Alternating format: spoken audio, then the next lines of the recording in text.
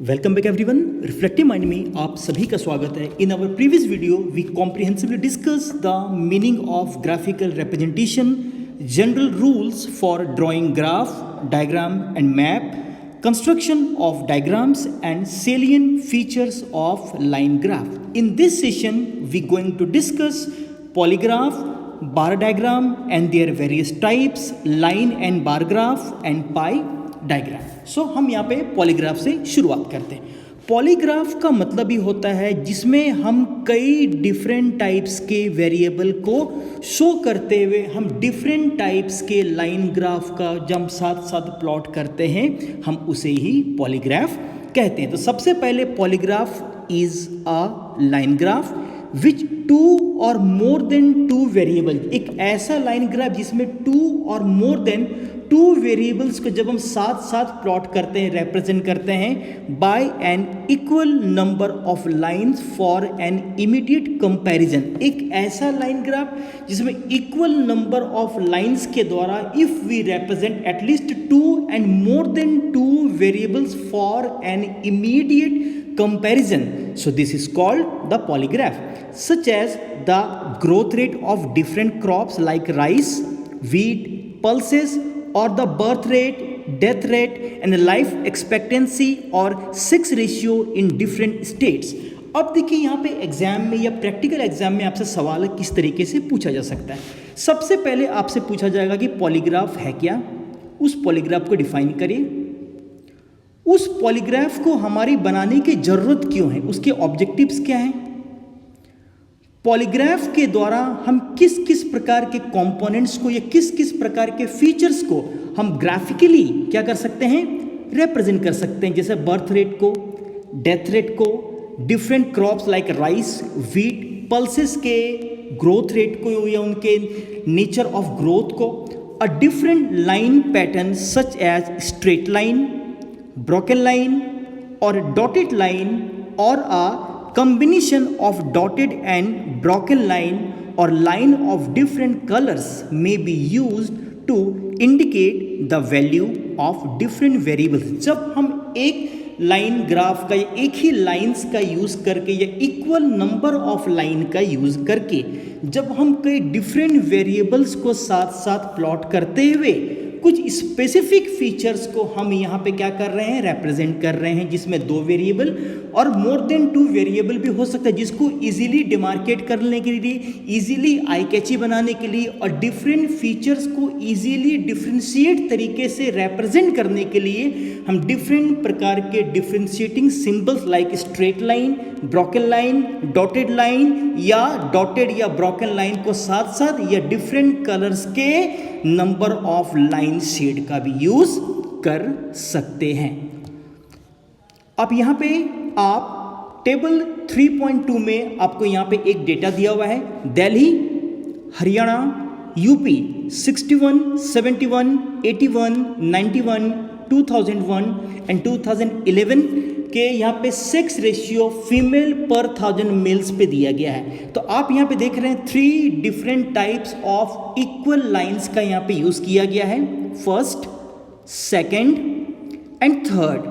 तो अगर आप फिगर 3.3 को देखें, यहाँ पे 3 डिफरेंट स्टेट्स का 1961 टू 2011 में सेक्स रेशियो को प्लॉट या रिप्रेजेंट करता हुआ हमें एक पॉलीग्राफ फिगर 3.3 में दिख रहा है यहाँ पे। अब फिर यहाँ पे आता है कि पॉलीग्राफ क्या है, पॉलीग्राफ का यूज़ क्या है और पॉलीग्राफ का यूज़ करके हम किस किस प्रकार के जोग्राफिकल फीचर्स को हम रिप्रेजेंट कर सकते हैं। And polygraph itself is an example of line graph. Next diagram is bar diagram. Bar diagram का मतलब क्या है, the bar diagram are drawn through columns of equal width, जिसमें इक्वल विड्थ के कॉलम का यूज करते हुए हम सर्टेन जोग्राफिकल फीचर को डायग्रामेटिक तरीके से रिप्रेजेंट करने की कोशिश करते हैं। चूंकि इक्वल विड्थ ऑफ कॉलम के यूज करने के कारण this bar diagram also called columnar diagram. लेकिन इसी कॉलमिनर डायग्राम को बनाने के लिए हमें किस किस प्रकार के रूल्स को जनरली फॉलो करने की जरूरत कंस्ट्रक्शन के दौरान जनरली होती है। The width of all the bars और कॉलम शुड बी सिमिलर। अब देखिए यहाँ पे ABC में आप इस बार डायग्राम के कुछ इंपॉर्टेंट फीचर्स को या कंस्ट्रक्शनल रूल्स को आप यहाँ पे समझे जब आप उसे ड्रॉ करेंगे, या जब प्रैक्टिकल एग्जाम में या जब कई बार प्रैक्टिकल फाइल में आप उस बार डायग्राम को ड्रॉ कर रहे होंगे, तो उन सभी कंस्ट्रक्टिंग रूल्स को आपको जहन में रखना है। तो सबसे पहले जितने भी कॉलम्स हैं उनकी विड्थ कॉमन होनी चाहिए, सेम होनी चाहिए, ना कि कोई बहुत ज़्यादा चौड़ा हो ना कि कोई कम चौड़ा हो। Second one, all the bars should be placed on equal intervals or distance। सभी बार को हम इक्वल इंटरवल या डिस्टेंस पे ही कहीं ना कहीं प्लेस करें। Bars may be shaded with colors or patterns to make them distinct and attractive। अगर हम यहाँ पे इस बार डायग्राम को देखें तो इस बार डायग्राम के द्वारा हमें तिरुवनंतपुरम का एक एवरेज मंथली रेनफॉल के डेटा को हमने यहाँ पे शो किया है। तो आप देख सकते हैं एक्स एक्सिस में मंथ के नाम दिए हुए हैं और वाई एक्सिस में रेनफॉल को हमने इन सेंटीमीटर यूनिट में रिप्रेजेंट किया हुआ। अब यहाँ पे आप सभी बार को अब अगर आप ध्यान से देखें, इनके वर्टिकल हाइट में डिफरेंस दिख रहा है, जो कहीं ना कहीं रेनफॉल में इन सेंटीमीटर डिफरेंसेस को 12 मंथ में दिखा रहा है। लेकिन एक बार से दूसरे बार के बीच के डिस्टेंस को देखें और सभी बार के अगर आप विड्थ या चौड़ाई को देखें तो दो कॉमन बार या दो बार के बीच का डिस्टेंस आपको हर जगह कॉमन दिखेगा और हर एक बार का विड्थ भी आपको यहाँ पे सेम दिखेगा यहाँ पे। तो आपको इन चीज़ों का विशेष ध्यान इसे कंस्ट्रक्ट करने के दौरान रखना है। अब टेबल 3.3 में यहाँ पे एक स्टैटिस्टिकल एनालिसिस या स्टैटिस्टिकल या एक तरीके से टेबुलर फॉर्म में मंथ और रेनफॉल इन सेंटीमीटर का आपका यहाँ पे एक डेटा दिया हुआ है और इसी डेटा का यूज़ करते हुए आपको बार डायग्राम क्या करना है, प्लॉट करना है या बनाना है। अब कंस्ट्रक्शन प्रोसेस को अगर आप देखो, draw X and Y axis on a graph paper, take an interval of 5 centimeter and mark it on y-axis to plot rainfall data in centimeter। अब आप यहाँ पे देखें तो x एक्सिस में हमने यहाँ पे मंथ को लिया है जो 12 दिखा रहा है, जनवरी टू दिसंबर, और अगर y एक्सिस में देखें तो हमने यहाँ पे रेनफॉल इन सेंटीमीटर को जनरली शो किया है। Divide x axis into 12 equal part two represent the 12 months. The actual rainfall values for each month will be plotted according to the selected scale as shown in figure 3.4। तो अभी हमने previous video में हम लोगों ने line graph के द्वारा हम टाइम सीरीज डेटा को, चाहे वो टेम्परेचर की बात करें, ग्रोथ रेट की बात करें, बर्थ रेट की बात करें या फिर अर्बनाइजेशन की रेट की बात करें, हम उसे जनरली क्या करते हैं, शो करते हैं। लेकिन अगर बार डायग्राम की बात करें तो बार डायग्राम में हम लोग जनरली इक्वल विड्थ के बार का या कॉलम का यूज करके हम रेनफॉल या अदर जोग्राफिकल फीचर्स को जनरली क्या करते हैं, रिप्रेजेंट करते हैं, ये डिपिक्ट करते हैं। लेकिन अब लाइन ग्राफ और बार ग्राफ हम इन दोनों को भी साथ साथ डिपिक्ट करते हुए हम टेम्परेचर या क्लाइमेट और उसी क्लाइमेट में टेम्परेचर के साथ साथ उसके रेनफॉल वाले डेटा को भी हम साथ साथ जिस ग्राफ या जिस डायग्राम का यूज करके रिप्रेजेंट करते हैं, this is called line and bar graph. The line and bar graphs are drawn separately may also be combined. कई बार हम लाइन ग्राफ अलग बनाते हैं, बार ग्राफ अलग बनाते हैं। लाइन ग्राफ को हम लोग कई बार टाइम सीरीज डेटा के लिए, फॉर एग्जाम्पल टेम्परेचर, और बार ग्राफ को हम कई बार रेनफॉल के डेटा को रिप्रेजेंट करते हैं। लेकिन कई बार हम इन दोनों डेटा को अलग अलग डिपिक्ट ना करके कई बार हम उसे कंबाइंडली भी लाइन एंड बार ग्राफ का यूज करके कर सकते हैं to depict the data related to some of the closely associated characteristics such as climatic data like mean monthly temperature along with rainfall. अब आप यहाँ पे टेबल 3.4 में देख सकते हैं कि यहाँ पे हमें एक एवरेज मंथली टेम्परेचर और रेनफॉल का डेटा कहाँ का दिया हुआ है, दिल्ली का दिया हुआ है। जनवरी टू दिसंबर 12 मंथ्स का टेम्परेचर इन सेल्सियस, जनवरी का एवरेज टेम्परेचर सेल्सियस में 14.4 degree Celsius and rainfall 2.5 centimetre. इस तरीके से दिल्ली का हमें जनवरी से लेकर दिसंबर का हर एक मंथ का एक एवरेज टेम्परेचर और एवरेज रेनफॉल इन सेंटीमीटर और टेम्परेचर इन सेल्सियस हमें लाइन और बार ग्राफ में क्या करना है, डिपिक्ट करना है यहाँ पे। तो आगे देखें, in doing so a single diagram is drawn in which months are represented on x-axis from January to December, and on y-axis one side we depict or show generally mean monthly temperature, and another side we show generally mean monthly rainfall। आप इस diagram से इसे और अच्छे से समझ सकते हैं। फिगर 3.5 में आप यहां पे देख पा रहे हैं, एक्स एक्सिस में देखें आप, मंथ को दिखाया गया जनवरी टू दिसंबर। वाई एक्सिस में देखें तो वाई एक्सिस में एक जगह टेम्परेचर इन सेल्सियस और एक जगह रेनफॉल इन सेंटीमीटर। तो इसी ग्राफ को हम लाइन एंड बार डायग्राम कहते हैं। कई बार वो आपसे पूछते हैं, एक्सटर्नल कई बार हमसे पूछते हैं ओरल में कि लाइन ग्राफ का यूज करके हम टाइम सीरीज डेटा दिखाते हैं, बार डायग्राम का यूज करके हम कई बार रेनफॉल को हम क्या करते हैं, रिप्रेजेंट करते हैं। लेकिन क्या हम इन दोनों को इकट्ठे किसी एक ऐसे डायग्राम के द्वारा क्या रिप्रेजेंट कर सकते हैं? और कई बार वो हमसे उस डायग्राम का नाम वहां पे पूछते हैं, तो आपको वहां पे ध्यान रखना है लाइन एंड बार डायग्राम। अगर हम इसके कंस्ट्रक्शन टेक्निक पे जाएं, एक्स एंड वाई एक्सिस हमें सुटेबल लेंथ का लेना है, एक्स एक्सिस को हमें 12 पार्ट्स में डिवाइड करना है जो 12 मंथ को रिप्रेजेंट करेगा। वाई एक्सिस में अगर हम देखें तो हम टेम्परेचर इन सेल्सियस और रेनफॉल इन सेंटीमीटर को रिप्रेजेंट करते हुए सुटेबल स्केल का यूज करते हुए अब यहाँ पे आपको ध्यान रखना है कि आपको मैक्सिमम टेम्परेचर देखना है किस मंथ में है और मिनिमम टेम्परेचर भी देखना है। इसके साथ ही साथ आपको मैक्सिमम रेनफॉल देखना है किसी महीने में इन सेंटीमीटर में कितना दिखा रहा है और मिनिमम इन सेंटीमीटर में कितना दिखा रहा है। उसी के आधार पर हम यहाँ पे न्यूमेरिकल रेंज को क्या कर सकते हैं, डिसाइड कर सकते हैं। Similarly select a suitable scale with equal intervals of 5 centimeter, 10 centimeter or as per our suitability. Plot temperature data using a line graph and rainfall by bar diagram as shown in figure 3.5। यहाँ पे तो line और बार diagram का use करके हम climate के important feature like temperature mean monthly और rainfall mean monthly को हम लोग क्या कर सकते हैं, यहाँ पे शो कर सकते हैं। अभी हमने थोड़ी देर पहले बार डायग्राम की बात करी। तो बार डायग्राम की अगर हम बात करें तो बार डायग्राम में भी कई डिफरेंट टाइप्स हम जनरली देखने के लिए मिलता है।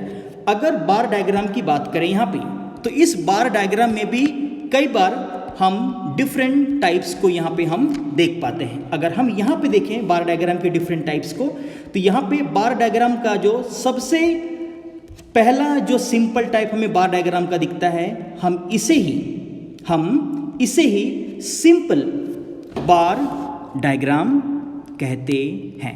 तो सिंपल बार डायग्राम का मतलब क्या है? A simple bar diagram is constructed for an immediate comparison. अब यहाँ पे बार डायग्राम का मतलब जैसा कि हमने थोड़ी देर पहले बताया कि इक्वल विड्थ के बार या कॉलम्स हम लेते हैं और उसे हम इमीडिएट कंपैरिजन के लिए भी कई बार क्या करते हैं, यूज करते हैं। It is advisable to arrange the given data set in an ascending or descending order and plot the data variables according to। अब किसी भी प्रकार के रिप्रेजेंटेशन के थ्रू जो भी हमारे पास टेबुलर फॉर्म में डेटा है हम उसे या तो असेंडिंग या तो इंक्रीजिंग या तो डिसेंडिंग या तो डिक्रीजिंग ऑर्डर में उसको इजीली रिप्रेजेंट करते हुए आई कैची तरीके से रिप्रेजेंट करते हुए हम उसे क्या करते हैं, अरेंज करते हैं। लेकिन यहाँ पे एक एक्सेप्शन है। एक्सेप्शन क्या है कि अगर कोई भी टाइम सीरीज डेटा दिया हुआ है जो डेटा क्रोनोलॉजिकल ऑर्डर में एक टाइम में किसी भी प्रकार के चेंजेस को दिखाता तो टाइम सीरीज डेटा को हम चेंज ना करके जिस फॉर्म में वो दिया हुआ है हम उसी फॉर्म में उसे जनरली रिप्रेजेंट करने की कोशिश करते हैं। तो यहाँ पे ये सिंपल बार डायग्राम हो गया। अगर आगे देखें तो इसी सिंपल बार डायग्राम की अगली कड़ी में आता है multiple bar diagram. Multiple bar diagram अगर आप देखें तो मल्टीपल का मतलब ही होता है जब हम एक साथ कई सारे इक्वल विड्थ के कॉलम को साथ साथ रिप्रेजेंट करते हैं या प्लॉट करते हैं तो हम उसे ही मल्टीपल बार डायग्राम कहते हैं। So multiple bar diagram are constructed to represent two और more than two variables for the purpose of comparison. जब हम टू वेरिएबल को या मोर देन टू वेरिएबल्स को जब हम प्लॉट करते हैं और उसके पीछे हमारा ऑब्जेक्टिव कंपैरिजन या दोनों की तुलना करना होता है तो हम वहाँ पे मल्टीपल बार डायग्राम को जनरली क्या करते हैं, प्रेफर करते हैं। For example a multiple bar diagram may be constructed to show proportion of males and females in the total. अब हमने बता दिया कि टोटल पॉपुलेशन इतना है, फॉर एग्जाम्पल ए। अब इसमें मेल का पॉपुलेशन इतना है फॉर एग्जाम्पल, एंड फीमेल का पॉपुलेशन इतना है। तो टोटल पॉपुलेशन को हमने एक सिंपल बार के द्वारा दिखाया, फिर हमने वहाँ पे मेल की पॉपुलेशन के लिए कोई हमने दूसरा बार बनाया और फीमेल की पॉपुलेशन को हमने ग्राफिकली रिप्रेजेंट करने के लिए कोई दूसरा बनाया। तो इसे ही हम मल्टीपल बार डायग्राम कहते हैं। दूसरे एग्जाम्पल में अगर हम टोटल इरिगेशन को लें तो टोटल इरिगेशन में अगर हम देखें तो कैनाल इरिगेशन का परसेंटेज क्या है, ट्यूबवेल का परसेंटेज क्या है, वेल का परसेंटेज क्या है, या कुएं के द्वारा इरिगेटेड एरिया का परसेंटेज क्या है, या उनका एरिया क्या है। तो कई बार हम यहाँ पे कई बार दो या दो से ज़्यादा वेरिएबल को जब हमें शो करना होता है तो हम वहाँ पे जनरली मल्टीपल बार डायग्राम को क्या करते हैं, प्रेफर करते हैं। अब इसके कंस्ट्रक्शन टेक्निक की बात करें या रूल की बात करें, multiple bar diagram may be chosen to represent the above data. आप देख सकते हैं यहाँ पे ईयर दिया गया है, यहाँ पे टोटल पॉपुलेशन, और उसी टोटल पॉपुलेशन का फिर फर्दर अगर आप देखें तो मेल का और फीमेल का उस टोटल पॉपुलेशन में कितना है यहाँ पर। इस प्रकार के डेटा के लिए हम जनरली मल्टीपल बार डायग्राम को प्रेफर करते हैं। अब फिगर 3.6 में आप लिटरेसी रेट को 1951 से 2011 के बीच में देख पा रहे हैं, और नीचे अगर आप लेजेंड या आप इंडेक्स को देखें तो यहाँ पे पर्सन दिखाया गया है एक शेड से, अनदर शेड से उसमें मेल एंड अनदर शेड से उसमें फीमेल का दिखाया गया है। हम इसे ही इंडेक्स या इसे ही लेजेंड कहते हैं, जो हमने प्रीवियस वीडियो में डिस्कस किया था। अब इस मल्टीपल बार डायग्राम को देखें तो इसके एक्स एक्सिस में हमें जनरली क्या दिखाया गया है, ईयर मिल रहा है फ्रॉम 51 टू 2011, और अगर हम इसके वाई एक्सिस को देखें तो वाई एक्सिस में लिटरेसी रेट के परसेंटेज को स्टार्टिंग फ्रॉम 0 टू 90 में यहाँ पे क्या किया गया है, दिखाया गया है यहाँ पे। तो इस तरीके से जो हमारा प्रेजेंटेशन होता है ग्राफिकल, हम उसे ही बार डायग्राम की एक specific category multiple bar diagram में हम उसे रखते हैं। Next one is the compound bar diagram. अब देखिए यहाँ पे कंपाउंड बार डायग्राम का मतलब क्या हुआ, पहले से मल्टीपल से थोड़ा सा पहले से कंपेयर करिए। मल्टीपल का मतलब हुआ कि हमने यहाँ पे टोटल इरिगेशन बताया, फिर उसमें कैनाल इरिगेशन कितना है, और वहाँ पे ट्यूबवेल का परसेंटेज या प्रोपोर्शन कितना है। अब अगर हम बोले कि टोटल इरिगेशन में ही अगर हम एक ही सिंगल कॉलम या बार में अगर हम कैनाल इरिगेशन का भी दिखाएं फॉर एग्जाम्पल, और अगर हम उसी में ट्यूबवेल का भी दिखाएं, तो हमने अलग अलग वेरिएबल्स को अगर एक ही सिंगल कॉमन बार में डिफरेंट शेड का यूज करके अगर हमने उसे प्लॉट किया तो हम इसे ही कंपाउंड बार डायग्राम कहते हैं। तो कंपाउंड बार डायग्राम का मतलब क्या है, different components are grouped in one set of variable, और different variables of one component are put together. एक ही कंपोनेंट में जो डिफरेंट वेरिएबल्स है, अभी डिफरेंट वेरिएबल्स को हमने डिफरेंट तरीके से रिप्रेजेंट किया, अलग अलग बार से रिप्रेजेंट किया, so that will be multiple. लेकिन हमने डिफरेंट वेरिएबल्स को एक ही कॉमन बार के द्वारा यूजिंग डिफरेंट शेड यूज किया, so this is called compound bar diagram. When different components are grouped in one set of variable or different variables of one component are put together, their representations is made by a compound bar diagram. और इस compound बार diagram को समझने के लिए figure 3.7 को आप यहाँ पे देख सकते हैं। यहाँ पे 3 डिफरेंट टाइप्स के सेट्स को यहाँ पे आप इंडेक्स या लेजेंड से आप चेक कर सकते हैं। टोटल इलेक्ट्रिसिटी जनरेशन को हमने इस सिंगल कॉमन बार के द्वारा दिखाया है, जिसमें थर्मल का परसेंटेज, देन हाइड्रो और हाइडल का परसेंटेज, देन न्यूक्लियर का परसेंटेज आप यहाँ पे देख पा रहे हैं। यहाँ पे तो एक ही कॉमन बार का यूज़ करके जब हम डिफरेंट वेरिएबल्स को दिखाते हैं और डिफरेंट वेरिएबल्स को रिप्रेजेंट करते हुए डिफरेंट बार का यूज़ करें, सो डिफरेंट बार का यूज़ करेंगे तो मल्टीपल होगा, लेकिन एक ही कॉमन बार का यूज़ करके डिफरेंट सेट्स को एक साथ सिंगल अगर बार में आप दिखाओ तो हम उसे कई बार कंपाउंड बार डायग्राम कहते हैं। अब इस कंपाउंड बार डायग्राम को बनाने के लिए किस प्रकार के कंस्ट्रक्शन रूल्स को हमें फॉलो करना जरूरी है? First of all, arrange the data in ascending and descending order. सबसे पहले हमें डेटा को इंक्रीजिंग और डिसेंडिंग या असेंडिंग और डिसेंडिंग ऑर्डर में क्या करना है? हमें अरेंज करना है। B, a single bar will depict the gross electricity generation in the given. अगर हम देखें तो सिंगल बार हमें ग्रॉस या टोटल दिखाता है और फिर हम उसमें अलग अलग कलर के शेड्स का यूज़ करके उसमें डिफरेंट एरियाज के कंट्रीब्यूशन को डिफ्रेंशिएट कर सकते हैं। फॉर एग्जांपल, अगर टोटल इलेक्ट्रिसिटी जनरेशन अगर 100 है, फॉर एग्जांपल एक शेड का यूज़ करके हम उसमें थर्मल दिखा सकते हैं, देन डिफरेंट प्रकार के शेड का यूज़ करके हम उसमें हाइडल दिखा सकते हैं, देन तीसरे प्रकार के शेड का यूज़ करके हम उसमें न्यूक्लियर या अदर प्रकार के एनर्जी सोर्स का टोटल एनर्जी कंट्रीब्यूशन में या टोटल एनर्जी प्रोडक्शन में उसके कंट्रीब्यूशन को देख सकते हैं यहाँ पे। And the generation of the thermal, hydro and nuclear electricity be shown by dividing the total length of the bar as shown in figure 3.7.